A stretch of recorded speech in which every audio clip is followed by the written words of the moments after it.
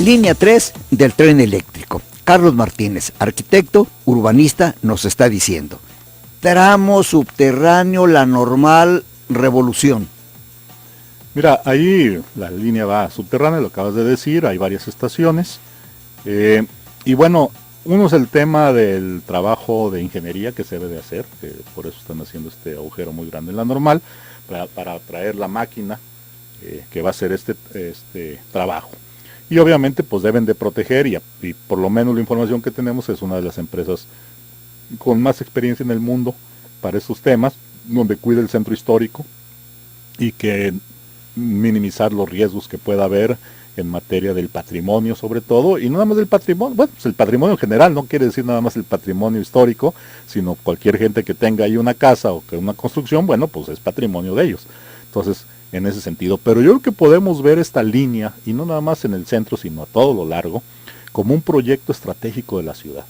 Yo creo que es una brillante oportunidad para que en lugar de pelearnos con una línea de estas, es potencializar esto mismo y hacer todo un corredor de diferentes tipos. Esto requiere un esfuerzo conjunto entre la sociedad y el gobierno, porque el gobierno podrá poner sus planes parciales y podrá poner las obras y podrá hacer lo que quieran, pero la inversión es privada. Esa es la realidad. Y no puede el gobierno hacer inversiones para hacer una ciudad. La ciudad la hacemos todos los días. Los que tienen el dinero, los que lo construyen y los que la habitamos, ¿no? Y el gobierno pues es pasajero. Entonces, en ese sentido, yo creo que si se ve esta línea como una oportunidad de regeneración urbana, potencializamos 21.5 kilómetros de ciudad, que además une a 3 centros de 3 municipios muy importantes del área metropolitana. En ese sentido, se puede ver como este proyecto que pudiera potencializar la economía de la misma ciudad. Yo creo que si se hace, por eso hemos insistido en que debe ser un proyecto de regeneración urbana integral, porque mientras que el 90% de las vías elevadas en el mundo han creado un problema social y económico, pero hay un 10% que no.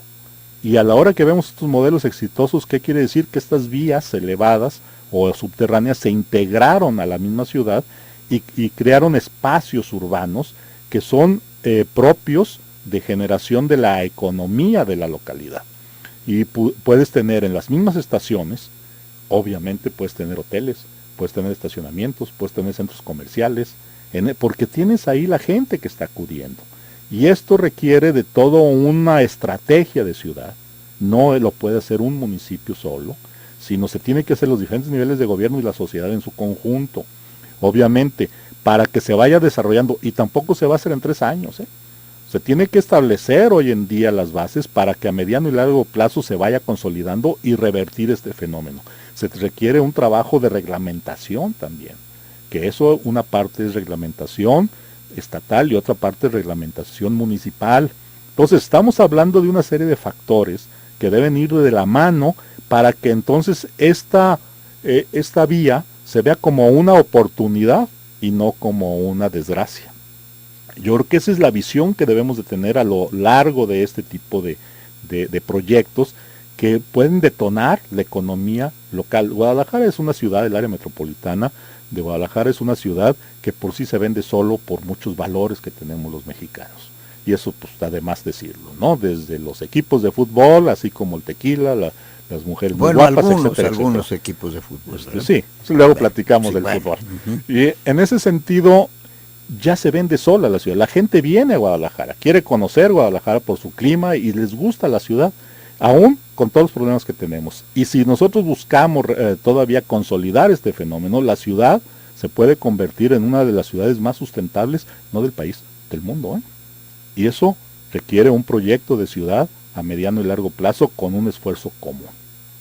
Pero, ¿qué se puede hacer en 4 años que durará la construcción en sí de la línea 3? Porque lo que nos estás diciendo, Carlos, es pues un proyecto para Londres, para Ámsterdam, para Berlín. ¿Y por qué no para Guadalajara?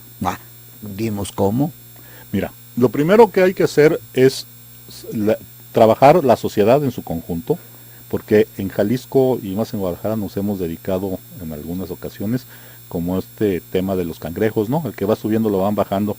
Y la realidad es que así hemos desperdiciado mucho tiempo y muchos recursos, porque tenemos una sociedad desarticulada, para empezar. No nos hemos sabido poner de acuerdo. Yo les pongo el ejemplo de Barcelona, con los famosos Juegos Olímpicos. La sociedad se puso de acuerdo, y ahí vean la ciudad, cómo está de Barcelona hoy en día. Y vaya que para que los españoles y más los catalanes se pongan de acuerdo, pues no es nada fácil. Y yo creo que en Jalisco, en Guadalajara, lo podemos hacer. Yo veo muchas coincidencias, y que creo que se ha dejado de hacer este trabajo de ponerse de acuerdo a la sociedad. Ese es un tema, ¿Hay ¿no? liderazgos que Sí. pongan el ejemplo? Sí, claro. Hay bastantes líderes. Hay que sentarse a platicar con los líderes y ver que sea un proyecto de todos, y no un proyecto cada quien y que todo el mundo se ponga zancadilla. Yo creo que debemos de empezar a trabajar para este tipo de proyectos, y también sentar al gobierno, ¿no? Para ir de la mano. O sea, no se vale que el gobierno vaya por un lado y la sociedad no en su conjunto. La sociedad está desarticulada. Yo creo que si empezamos a pensar, trabajar en equipo, podemos lograr esto y mucho más. El potencial existe, las ideas existen, los técnicos hay de clase mundial en esta ciudad, y la prueba es, hay muchos nombres, ¿no? O sea, yo creo que nada más te es cuestión presiono de trabajo. tantito y te pregunto, dinos 3 3 arquitectos nombres de clase mundial. Bueno, a ver, échatelos. No, yo te puedo decir, para empezar, Luis Barragán, ¿no? Que ese es un arquitecto que premio Pritzker de arquitectura, el equivalente al premio Nobel en ese sentido. Podríamos hablar de los arquitectos González Gortázar, que no le pide nada a nadie, Fernando, por supuesto. Y pudiéramos hablar de arquitectos modernos como Agraz, que hoy en día es arquitecto joven también, y estoy hablando de 3 diferentes generaciones. Pero no quiero seguir nombrando porque el gremio me va a linchar porque omití a alguien, pero si me apuras, te puedo hablar de 50 arquitectos tapatíos, que en algún momento el Colegio de Arquitectos hizo una exposición. 50 arquitectos tapatíos montó una exposición de grandes arquitectos de todos los tiempos, desde los de generaciones anteriores hasta los jóvenes, y siguen los éxitos de los arquitectos tapatíos constantemente, y urbanistas, Entonces, yo creo que hay calidad en ese sentido, como también hay ingenieros en ese sentido, y hablemos de un Matute Remus, y hemos hablado de etcétera, ¿no? O sea, no me gusta decir nombres porque puedo omitir a alguien y no es justo, pero hay gran calidad de técnicos en esta ciudad, que algunos son avecindados y otros no, pero finalmente es toda una tradición. Carlos Martínez, hablas de un proyecto estratégico de ciudad. ¿Qué es eso? Mira, este proyecto estratégico de la ciudad es que te mencionaba hace un momento. O sea, potencializar esta inversión millonaria, que yo creo, y lo he comentado, creo que lo comenté contigo en alguna ocasión, creo que es el proyecto urbanístico más importante en la historia de la ciudad, por sus dimensiones y características. Y entonces hay que verlo como tal. Todavía no nos ha caído el 20 de que es una inversión, y no por los montos de la inversión, sino lo que significa unir 3 centros de la ciudad, cruzar la ciudad en diagonal, los impactos sociales y urbanos que va a tener este proyecto, y entonces hay que verlo como tal. Por eso la importancia de potencializarlo e integrarlo debidamente, y no al revés. Entonces, ¿qué significa el que todavía haya voces que en el mes de septiembre del año 2014 estén diciendo: la línea 3 no debe ser elevada, tiene que ser subterránea? ¿Qué significa eso? Es respetable su posición. La realidad es que hay muchos elementos eminentemente técnicos y económicos que no la hacen viable en este momento. Eso es una realidad. Quizás no tengan la información suficiente o persigan algunos otros intereses, ¿no? Bueno, muy válidos también. En una ciudad, decía yo hace un momento al inicio de la charla, que hay miles de intereses. Entonces, muy válido, pero sí yo creo que ahí vale la pena ver cuáles son los fundamentos, si son técnicos o si son económicos, o si no, nada más es porque no quiero que se vea una línea elevada fuera de mi casa. Yo creo que en todo proyecto siempre hay beneficiados y siempre hay perdedores, Y ahora sí que desgraciadamente estas líneas o estos proyectos se deben de ver en función de las mayorías y en función de la ciudad misma. Por eso potencializar este hecho. Bueno, ya lo tenemos ahí, muy bien. Entonces, ¿cómo sí podemos sacarle provecho? Digo, porque el cómo no está fácil. Eso. Pero quien tenga inquietud, quien tenga propuestas concretas, ¿a dónde las puede llevar? Por ejemplo, tú eres representante ciudadano, ¿tú dónde estás para que una persona del barrio del centro, del santuario, diga, yo quiero decirle esto al arquitecto Carlos Martínez que está allá adentro?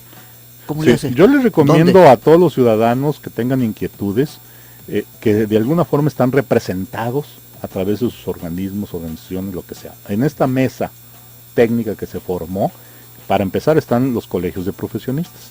Si no es profesionista o si sabe dónde está un colegio de profesionistas, puede acudir con los ingenieros civiles, puede acudir con los arquitectos, para empezar, para darle un orden en ese sentido. Segundo, si está de alguna forma, pertenece al comercio, vamos a decirlo así, pues bueno, en esta mesa también están representantes de los industriales, están las cámaras representadas por ahí. Entonces, a través de su cámara pueden hacer el contacto al Consejo de Cámaras Industriales o en ese sentido. Si están hablando de universidades, las universidades también están representadas. Los tendrán que acudir con sus representantes de las universidades. O sea, me queda claro, sí hay canales. Sí hay los canales, hay que buscarlos. Si son ciudadanos comunes y corrientes, bueno, hay una serie se está, dicen, socializando, y eso se pueden dirigir directamente a la SST, que hay unas mesas especiales que están trabajando con los vecinos, así los que no pertenecen ni a organizaciones de que mencioné hace un momento. Correcto. Bueno, Carlos Martínez nos está abriendo los ojos en aspectos que no habíamos tocado, pero hay uno que nos tiene que decir algo, señor. Hace 11 años que no se actualizan los planes parciales de desarrollo en Guadalajara, concretamente de la zona 1, Centro, y zona 2, Minerva. Dinos algo de esto después de esta pausa.